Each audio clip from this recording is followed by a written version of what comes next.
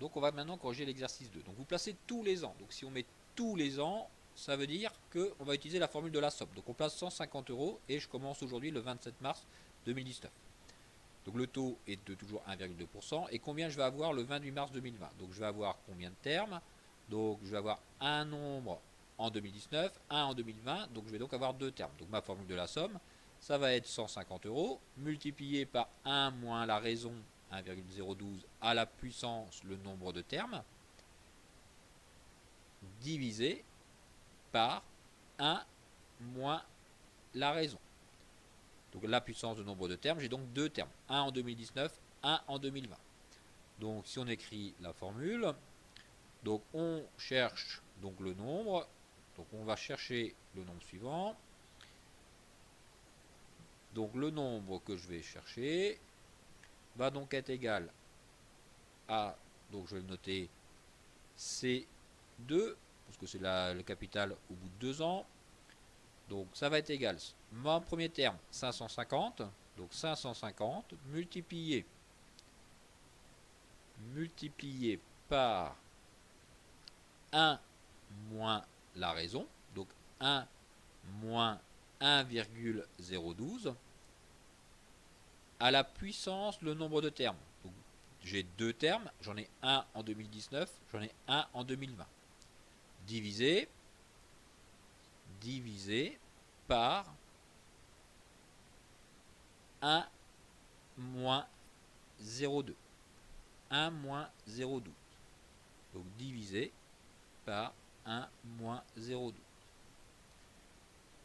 On va donc calculer ce nombre-là. Donc première façon, donc directement à la calculatrice, donc avec le menu de départ de la calculatrice, donc 550 multiplié par 1 moins 1,012 à la puissance 2 divisé,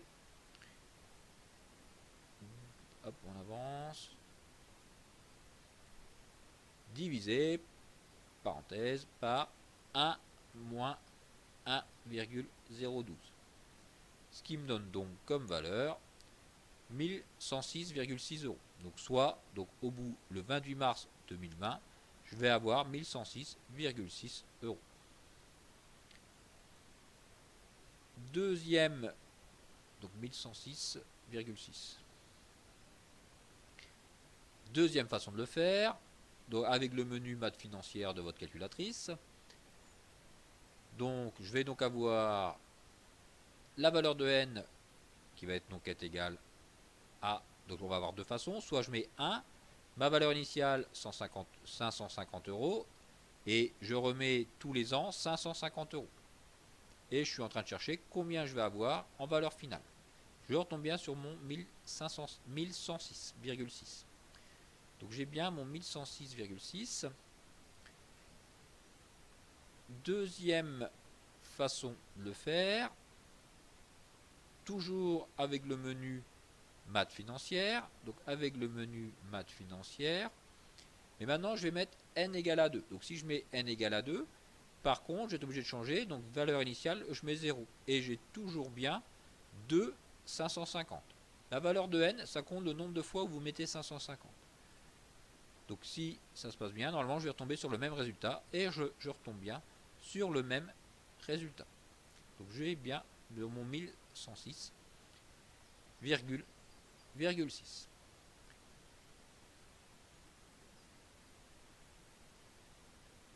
Alors maintenant, combien aurez-vous le 28 mars 2030? Donc pour avoir le 28 mars 2030, on va commencer à regarder combien je vais avoir de termes. Donc jusqu'au 28 mars 2030, je vais donc avoir 12 termes. J'ai 12 fois 550. Donc j'ai 12 fois 550, donc c'est-à-dire qu'on va prendre la formule de la somme, mais au lieu de mettre puissance 2, je vais donc mettre puissance 12. Donc en utilisant la formule de la somme qui est ici, cette formule-là, au lieu d'avoir puissance 2, je vais mettre puissance 12. Donc on cherche la valeur, donc cette valeur-là, et je vais donc juste modifier le 2 en 12.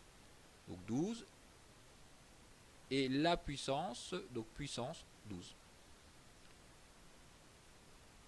On va prendre donc une puissance 12 parce que j'ai 12 termes. Vous voyez là, j'ai bien mes 12 termes. Je vais calculer ce nombre-là. Donc en calculant ce nombre-là, soit directement à la calculatrice avec le menu de départ, donc 550 multiplié par donc 1 moins 1,012 à la puissance donc 12 divisé par 1 moins 1,012. Je ferme ma parenthèse et je tombe sur 7000 euros, 7053,50 euros. Donc soit 7053,53 euros. 50 euros. Deuxième façon de le faire, avec le menu maths financière de votre calculatrice. Donc menu maths financière de la calculatrice, solver.